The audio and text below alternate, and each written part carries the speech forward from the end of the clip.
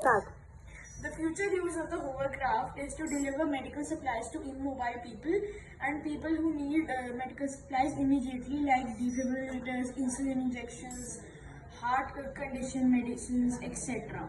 This can help to save a lot of lives and sometimes can prevent pre-existing conditions from worsening. How can I help you again? Yes, you can also make a problem. I don't think so. We start.